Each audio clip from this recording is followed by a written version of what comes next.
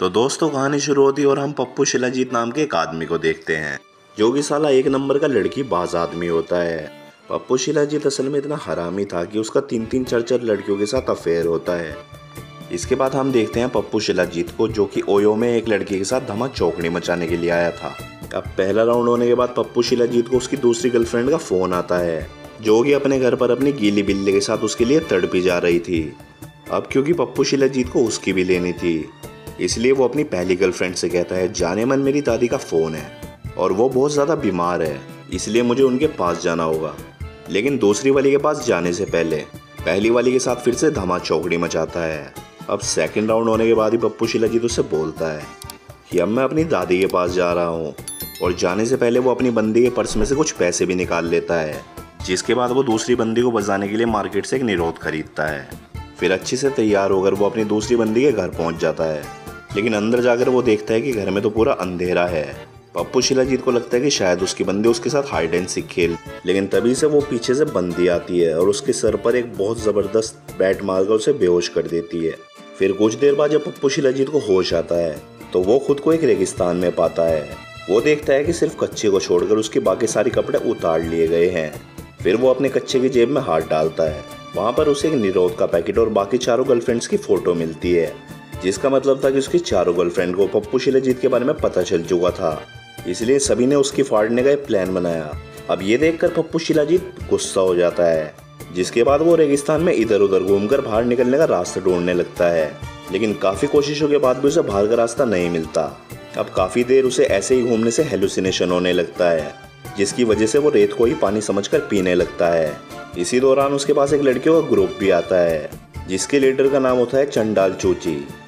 वो पप्पू शिलाजीत को जिस तरह घूर रही होती हैं उससे देखकर उसे लगता है कि शायद वो उससे उसकी पिंकी पिटवाना चाहती हैं। इसलिए पप्पू शिलाजीत उसके पास जाता है और उसे बोलता है कि जल्दी से अपना कपड़ा उतार और फटाफट मेरा मुंह में ले। ये देख कर ही सामने खड़ी हुई लड़की पप्पू शिलाजीत के सर पर भाला मारकर उसे बेहोश कर देती है। जिसके बाद वे सभी लड़कियां पप्पू शिलाजीत को बांधकर अपने गाँव ले जाती हैं। हम देखते हैं वो औरतें जिस गाँव में रहती थी उस गाँव का नाम चूची गाँव था और इस गांव में रहने वाली सभी औरतें ही थी।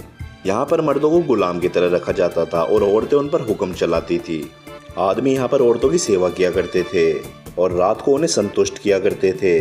लेकिन अगर कोई भी आदमी उन्हें संतुष्ट नहीं कर पाता था तो ये औरतें उन्हें मारकर खा जाती थी। फिर गाँव में ले जाकर पप्पू शिलाजीत को एक पिंजरे में कैद कर दिया जाता है। अब ऐसे ही कुछ दिन बीत जाते हैं और फिर पप्पू शिलाजीत के पास एक घोचूलाल नाम का आदमी आता है और वो उसे बताता है, मैं एक साइंटिस्ट था और मैं अपनी टीम के साथ इन लड़कियों पर रिसर्च करने आया था।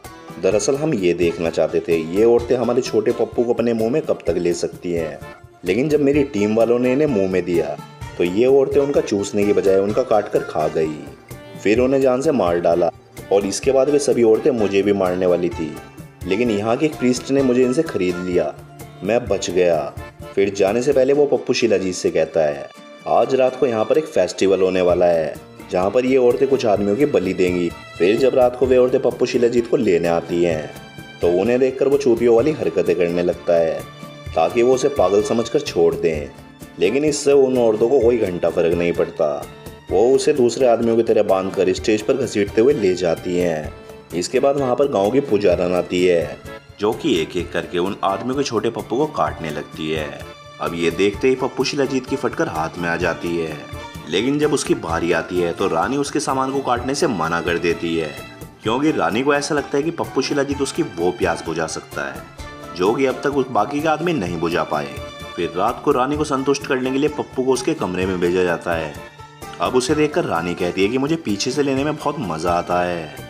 अब ये सुनकर पप्पू शिलाजीत बहुत खुश हो जाता है और ये सोचता है कि आज तो मैं इसके पीछे से लूंगा।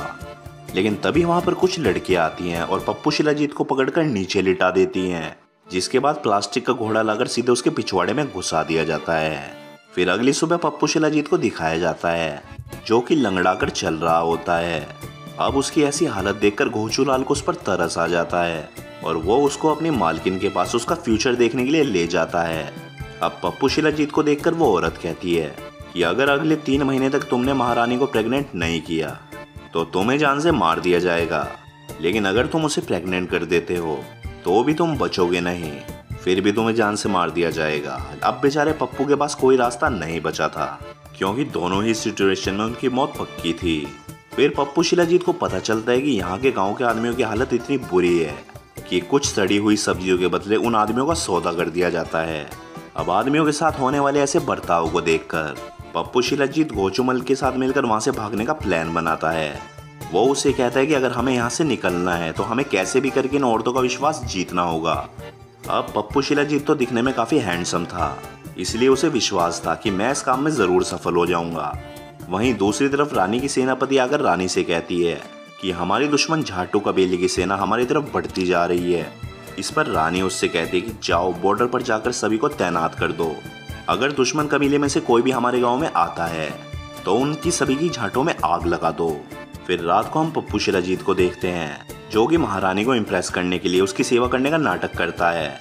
अब महारानी को उसकी सेवा से चरम सुख की प्राप्ति मिल रही थी, जिसका फायदा उठाते हुए वो महारानी से कहता है कि हमें अपने गांव में एक ब्यूटी पार्लर खोलना चाहिए ताकि यहाँ की औरतें और भी ज्यादा सुंदर बन सकें। अब महारानी भी उसकी बातों में आ जाती है और उसे ब्यूटी पार्लर खोलने की परमिशन दे देती है। दरअसल पप्पू शिलाजीत ब्यूटी पार्लर के जरिए उन औरतों का विश्वास जीतना चाहता था।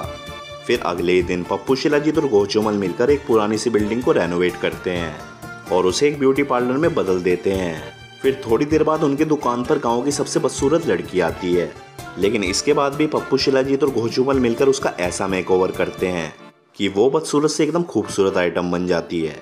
अब उसकी खूबसूरती को देखकर गांव की बाकी औरतें भी पागल हो जाती हैं और वो पप्पू शिलाजीत के पास आकर उसे वैसा ही बनाने के लिए कहती हैं।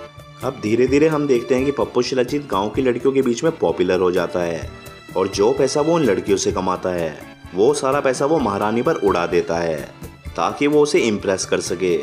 फिर एक दिन डिनर के दौरान वो महारानी से कहता है, मैं आपको बहुत पसंद करता हूँ, मैं आपसे शादी करना चाहता हूँ। लेकिन महारानी उसके बातों में नहीं आती और उसे कहती है तुम मेरे से दूर रहो। वो कहती है कि तुम एक आदमी हो और तुम्हारी यहाँ पर कोई औकात नहीं है।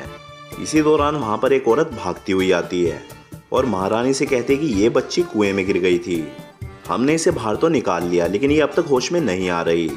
अब ये देखकर पप्पू शिलाजीत जल्दी से उस लड़की को पकड़कर उल्टा लटका देता है, जिससे उसका सारा पानी बाहर निकल जाता है और वो होश में आ जाती है। अब ये देखकर गांव की औरतें बहुत खुश होती हैं और उसे इस गांव का हीरो बना दिया जाता है। जिसके बाद हम अगले दिन देखते हैं कि पप्पू को गांव की औरतों से इज्जत मिलना शुरू हो जाती है और ऐसा पहली बार हो रहा था कि यहाँ की औरतें किसी आदमी को इतनी इज्जत दे रही थी। फिर एक दिन महारानी जब अपनी औरतों से बातें कर रही थी तभी वहाँ पर सेनापति आती है और महारानी से कहती है कि झाटू कबीले के लोग हमारे बहुत करीब पहुँच चुके हैं। अब ये सुनकर महारानी और कबीले के लोग बॉर्डर पर चले जाते हैं उन्हें रोकने के लिए और वहीं दूसरी तरफ झाटू कबीला तैयार था, लेकिन उनके आदमी आपस में लड़कर एक दूसरे को खत्म कर रहे थे। और उधर पप्पू शिलाजीत और गोचुमल मिलकर ये प्लान बनाते हैं कि जब कल ये दोनों कबीले आपस में लड़ रहे होंगे तभी हम चुपके से यहाँ से निकल जाएंगे। फिर जब अगले दिन महारानी अपनी सेना के साथ दुश्मन को मारने के लिए बॉर्डर पर जा रही होती है तभी दुश्मन सेना पहाड़ पर से उन पर हमला कर देती है, जिससे महारानी के बहुत सारे सिपाही मारे जाते हैं और जो बच जाते हैं वो वापस गाँव की तरफ भाग जाते हैं।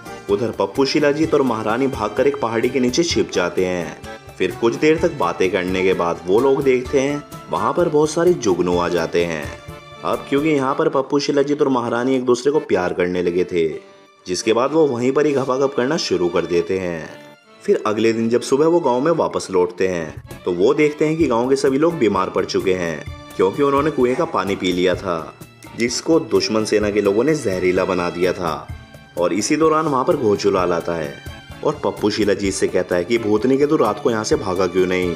अब ये सुनते ही महारानी को लगता है कि वो उनके साथ गद्दारी कर रहा है, इसलिए वो उन दोनों को पकड़ लेते हैं। लेकिन फिर महारानी उन्हें मारने के बजाय उन दोनों को गांव से बाहर भेज देती है।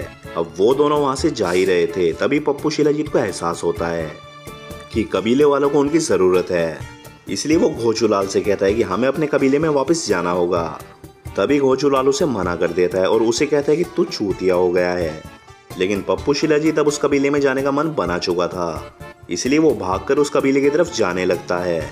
वहीं दूसरी तरफ झाटू कबीले की सेना चूची कबीले पर हमला कर देती है और वो लोग उन औरतों को मारकर अपना गुलाम बनाने लगते हैं।